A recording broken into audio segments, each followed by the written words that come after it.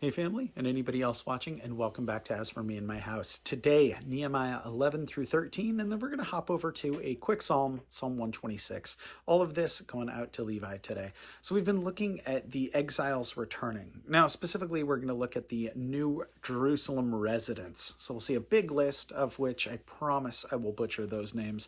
Beyond that, we'll see some final reforms, and then at the end, again in Psalm, we'll take a look at the Song of Ascents. So brief one there, but I like looking at these psalms chronologically. I think that's really cool as we go through the event, then we look at the psalm written regarding the event. So it's pretty cool to see that. I know it's really tempting, and more often than not, we probably just go through psalms as is, and it's hard to get any real semblance of where these take place. But today, with this Song of Ascents, we'll see it pertains exactly to this, to the returning exiles. So again, Nehemiah 11 through 13, and then Psalm 126. So Nehemiah 11. Now, the leaders of the people settled in Jerusalem, and the rest of the people cast lots to bring one out of every 10 to live in Jerusalem, the holy city, while the remaining 9 were to stay in their own towns. The people commended all the men who volunteered to live in Jerusalem. These are the provincial leaders who settled in Jerusalem. Now some Israelites, priests, Levites, temple servants, and descendants of Solomon's servants lived in the towns of Judah, each on his own property in various towns, while other people from both Judah and Benjamin lived in Jerusalem. From the descendants of Judah, Athaliah, son of Uzziah, the son of Zechariah, the son of Amariah, the son of Shephatiah, the son of Mahaleel, the descendant of Perez, and Maaseiah, son of Baruch, the son of Kol-Hosea, the son of Hazaziah, the son of Adiah, the son of Jorib, the son of Zechariah, a descendant of Shelah. The descendants of Perez, who lived in Jerusalem, totaled 468 able men. From the descendants of Benjamin, Salau, son of Meshullam, the son of Joed, the son of Pedaiah, the son of Koliah, the son of Maaseiah, the son of Ethiel, the son of Jeshiah, and his followers, Gabai and Salai, 928 men. Joel, the son of Zichri, was their chief officer, and Judah, son of Hassunah, was over the second district of the city. From the priests, Jedediah, son of Jorib, Jachin, Seraiah, the son of Hilkiah, the son of Meshullam, the son of Zadok, the son of Marioth, the son of Ahitub, supervisor in the house of God, and their associates who carried the work for the temple, 822 men. Adiah, son of Jehoram, the son of Pelaliah, the son of Amzi, the son of Zechariah, the son of Pashur, the son of Malchijah, and his associates, who were heads of families, 242 men. Amasai, son of Azarel, the son of Ahazi, the son of Meshillemoth, the son of Immer, and his associates, who were able men, 128. Their chief officer was Zabdiel, the son of Haggadolim. From the Levites, Shemaiah, son of Hashub, the son of Azrikam, the son of Hashabiah, the son of Benui, Shibbathai, and Jozabad, 2 of the heads of the Levites who were in charge of the outside work of the house of God, Mattaniah, son of Micah, the son of Zabdi, the son of Asaph, the director who led thanksgiving and prayer, Bakbakiah, the second among his associates, and Abda, son of Shemua, the son of Galal, the son of Jeduthun. The Levites in the holy city totaled 284. The gatekeepers, Akab, Talman, and their associates, who kept watch at the gates, 172 men. The rest of the Israelites, with the priests and the Levites, were in all the towns of Judah, each on his ancestral property. The temple servants lived in the hill country of Ophel, and Ziha and Gibsa were in charge of them. The chief officer of the Levites in Jerusalem was Uzzi, son of Bani, the son of Hashabiah, the son of Mattaniah, the son of Micah. Uzzi was one of Asaph's descendants, who were the singers responsible for the service of the house of God. The singers were under the king's orders, which regulated their daily activity. Pethiah, the son of Meshezabel, one of the descendants of Zeriah, son of Judah, was the king's agent in all the affairs relating to the people. As for the villagers, with their fields, some of the people of Judah lived in Kiriath Arba and its surrounding settlements, in Dibon and its settlements, in Jekzabeel and its settlements, in Jeshua and Moladah, in Beth Pelet, and in Hazar Shual, in Beersheba and its settlements, in Ziklag, in Mechonah and its settlements, in Enrimmon, in Zorah, in Jarmuth, Sanoah, Adullam and their villages, in Lachish and its fields, and in Azekah and its settlements. So they were living all the way from Beersheba to the valley of to the valley of Hinnom. The descendants of the Benjamites from Geba lived in Michmash, Ijah, Bethel and its settlements, in Anathoth, Nob, Ananiah, in Hazor, Ramah, and Gittim, in Hadid, Zeboim, Nabalat, in Lod and Ono, and in the valley of the craftsmen. Some of the divisions of the Levites of Judah settled in Benjamin. Chapter 12. These were the priests and the Levites who returned with Zerubbabel son of Shealtiel and with Jeshua, Serariah, Jeremiah, Ezra, Amariah, Meshulach, Hattush, Shechaniah, Rehum, Meremoth, Edo, Ginnathan, Abijah, Mijamin, Molada, Bilgah, Shemaiah, Jorib, Jediah, Salau, Amok, Hilkiah, and Jediah. These were the leaders of the priests and their associates in the days of Jeshua. The Levites were Jeshua, Benui, Kadmiel, Sherebiah, Judah, and also Mattaniah, who together with his associates was in charge of the songs of thanksgiving. Bakbakiah and Uni and their associates stood opposite them in the services. Jeshua was the father of Joachim, Jehoiakim the father of Eliashib, Eliashib the father of Joiada, Joiada the father of Jonathan, and Jonathan the father of Jeduah. In the days of Jehoiakim, these were the heads of the priestly families. Of Seraiah's family, Merariah; of Jeremiah's, Hananiah; of Ezra's, Meshullam; of Amariah's, Jehohanan; of Malach's, Jonathan; of Shechaniah's, Joseph; of Harim's, Adnah; of Meremoth, Helkai; of Edo's, Zechariah; of Ginnathan's, Meshullam; of Abijah's, Sikri; of Minimin's, and of Molada's, Piltai; of Bilgah, Shemua; of Shemaiah's, Jehohanathan; of Jorib's, Mattanai; of Jediah's, Uzi; of Salau's, Kalai; of Amok's, Eber; of Hilkiah's, Hashabiah; of Jediah's, Nethaniel. The heads of the Levites of the days of Eliashib, Joiada, Jonathan, and Jeduah, as well as the priests, were recorded in the reign of Darius the Persian. The family heads among the descendants of Levi up to the time of Jehohanan, son of Eliashib, were recorded in the book of the Annals. And the leaders of the Levites were Hashabiah, Sherebiah, Jeshua, son of Kadmiel, and their associates who stood opposite them to give praise and thanksgiving, one section responding to the other as prescribed by David, the man of God. Mattaniah, Bakbakiah, Obadiah, and Meshullam, Talmon, and Achab were gatekeepers who guarded the storerooms at the gates. They served in the days of Jehoiakim and Jeshua, the son of Jozadak, and in the days of Nehemiah the governor, and of Ezra the priest and scribe. At the dedication of the wall of Jerusalem, the Levites sought out from where they lived and were brought to Jerusalem to celebrate joyfully the dedication with songs of thanksgiving and with music of cymbals, harps, and lyres. The singers also were brought together from the region around Jerusalem, from the villages of the Netophathites, from Beth Gilgal, and from the area of Geba and Asmaveth, for the singers had built villages for themselves around Jerusalem. When the priests and the Levites had purified themselves ceremonially, they purified the people in the gates of the wall. I had the leaders of Judah go up on top of the wall. I also assigned 2 large choirs to give thanks. One was to proceed on top of the wall, on the right, toward the dung gate. Hoshaiah and half the leaders of Judah followed them, along with Azariah, Ezra, Meshullam, Judah, Benjamin, Shemaiah, and Jeremiah, as well as some of the priests with trumpets, and also Zechariah, son of Jonathan, the son of Shemaiah, the son of Mattaniah, the son of Micaiah, the son of Zachur, the son of Asaph, and his associates, Shemaiah, Azriel, Milalai, Gilalai, Mai, Nethaniel, Judah, and Hanani, with musical instruments prescribed by David, the man of God. Ezra, the scribe, led the procession. At the foundation gate, they continued directly up, or at the fountain gate, they continued directly up the steps of the city of David on the ascent of the wall and passed above the house of David to the water gate on the east. The second choir proceeded in the opposite direction. I followed them on top of the wall, together with half the people, past the tower of the ovens to the broad wall, over the gate of Ephraim, and the Jeshaniah gate, the fish gate, the tower of Hananiel, and the tower of the 100 as far as the sheep gate. At the gate of the guard they stopped. The 2 choirs gave thanks and then took their places in the house of God. So did I, together with half of the officials, as well as the priests Eliakim, Maaseiah, Minimin, Micaiah, Elionai, Zechariah, and Hananiah with their trumpets, and also Maaseiah, Shemaiah, Eleazar, Uzi, Jehohanan, Malchijah, Elam, and Ezer. The chorus sang under the direction of Jezariah, and on that day they offered great sacrificing, rejoicing because God had given them great joy. The women and children also rejoiced. The sound of rejoicing in Jerusalem could be heard as far away. At that time, men were appointed to be in charge of the storerooms for the contributions of firstfruits and tithes. From the fields around the towns, they were to bring into the storerooms the portions required by law for the priests and the Levites. For Judah was pleased with the ministering service, priests and Levites. They performed the service of their God and the service of purification, as did also the singers and gatekeepers, according to the commands of David and his son Solomon. For long ago, in the days of David and Asaph, there had been directors for the singers and for the songs of praise and thanksgiving to God. So in the days of Zerubbabel and of Nehemiah, all Israel contributed the daily portions for the singers and gatekeepers. They also set aside the portions for the other Levites, and the Levites set aside the portions for the descendants of Aaron. Chapter 13.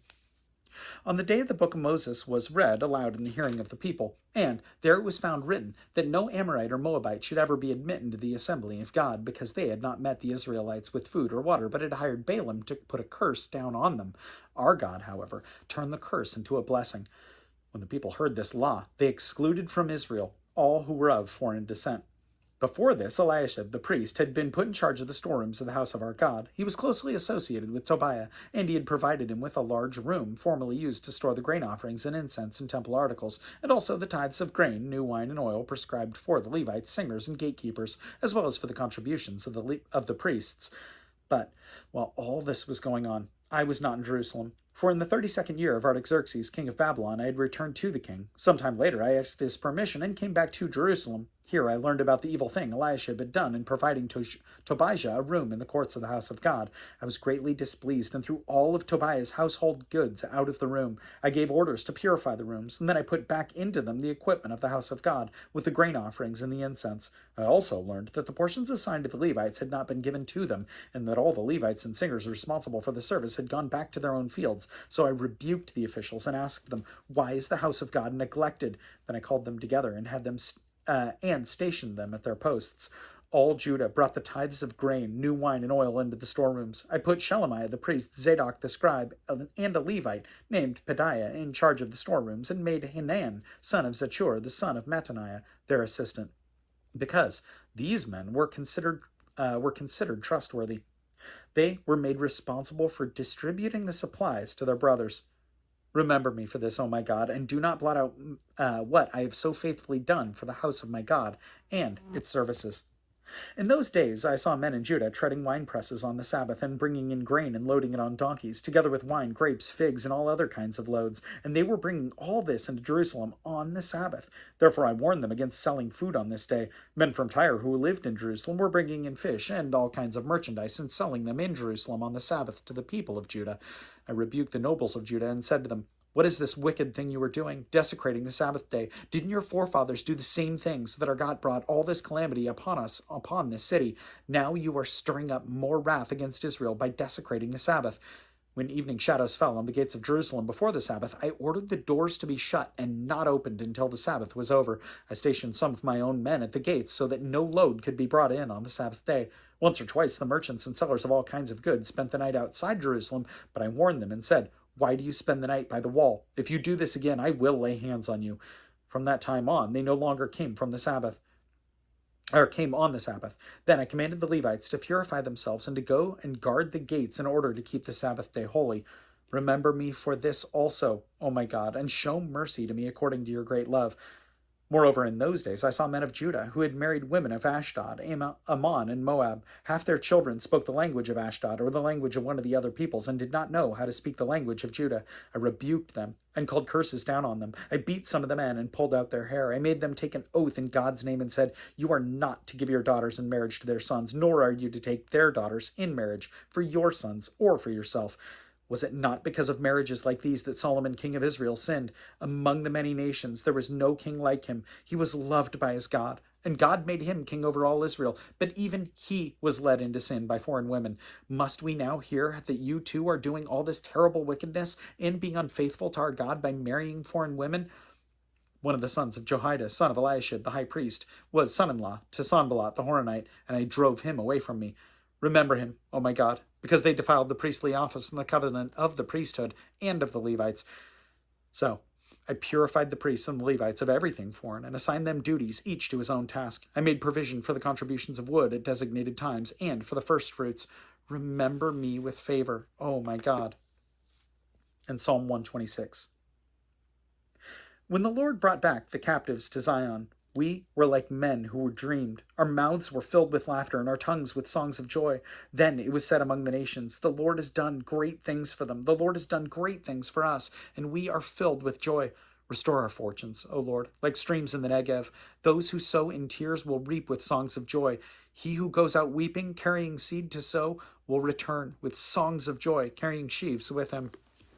Like I said, I think it's cool that we get this perspective in here, just this little bit. But I think it's interesting that we have this psalm of praise in here.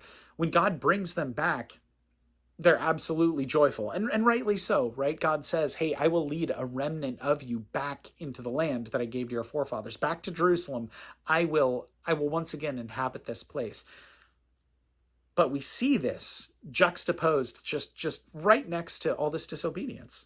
I mean, they came back into the land, but they were living as they did before. So it's like people didn't recognize, hey, your forefathers sinned. I mean, this wasn't that long ago. Your forefathers sinned and took you away from this. And God said he would do this. But he was gracious to you. He loved you. He brought you back. So why are you acting the same way? And I think that's really interesting. I think it's something that we need to be mindful of is if we are praising God, are we still living in the same way that we used to? Because we shouldn't be. And I'm not just talking about sin and ways of living that is not godly. I mean, absolutely, that's totally true. But when we look at dedication, what are we dedicated to? Are we dedicated to ourselves? I mean, this whole bit here in Nehemiah is this section of dedication to God and dedicating the city and the temple and the wall to Him. And so they're dedicating to God this project that they're undertaking. And with the wall, they're dedicating to God their safety too. They're being obedient in building, but they're still dedicating this to God. But I think about that. And what do we dedicate to the Lord? That's obviously applicable for today. What are we dedicating to God? I mean, are we dedicating our Sunday mornings, or are we sleeping in? Well, no, we should be dedicating our time to the Lord. And time gathering as a community, well, that's important. So are we dedicating our Sundays? Is that it? I mean, looking at that, are we dedicating a tenth of our money? Are we tithing? Is that all we're doing? Sundays and tithing. Are we dedicating these small bits of our lives to God, or are we dedicating maybe our homes? Are we dedicating our time? Are we dedicating our children? Are we dedicating our very lives to God? And so that you can see how quickly that graduates. And that's what God asks of us. I mean, to relinquish that. I think the tithe is such a great example of that, where we say, hey, am I giving a tenth of my money? Oh, wait. It's not my money. I'm giving a tenth of God's money back to him. Well, man, I guess I'll have to kind of figure some finances out so that I can do that. And you do that. And I think that's great. And that's awesome. But is there anything else I should give? Should I be giving more? Well, that's not really comfortable. God doesn't ask us to be comfortable. So I should be giving more. And I'm not just talking about the tithe right now, but I'm saying we incrementally give, and I think we guard the next thing. And I think that's the thing that's so important, is to guard less and less and less of ourselves until it's none of ourselves before God. And I think that's something, yeah, ideally, let's just give ourselves entirely to the Lord. But I think that's so much easier said than done. I think the process of sanctification it seems to me, I don't know if this is biblical, but it seems to me that is a process of letting go, where I let go of the things that God has shown me. And once I am letting go of those and saying, God, you take those, I'm giving them to you, then God shows us another area. And that's important that we focus on that area and let go of that as well. So we are dedicating more and more of ourselves and of our lives to God, because it's all His anyway. And I think that's one of the things I'm so thankful that as I read this and see this stuff, that I'm so thankful this is for you, Levi. When looking at this, I see your life dedicated to the Lord. And no, I know it's not every minute. And yeah, I know that there are distractions and hobbies, sure. But I also see you doing great things for God's kingdom. And that's from someone who is very much my junior. And I don't mean that as an insult. From someone who's so much younger than me, doing so much dedicated things for God, and having that heart for God it's incredible. I'm so thankful to see that. I'm so thankful for you with that. It's worth praying about. So let's do it. My God, I thank you for Levi. I thank you that you have dedicated his heart to you. And I thank you that he is relinquishing more and more, Lord. And I pray for that. And I pray for all of us, that you would help us let go of more and more, that we would be ever more dedicated to you.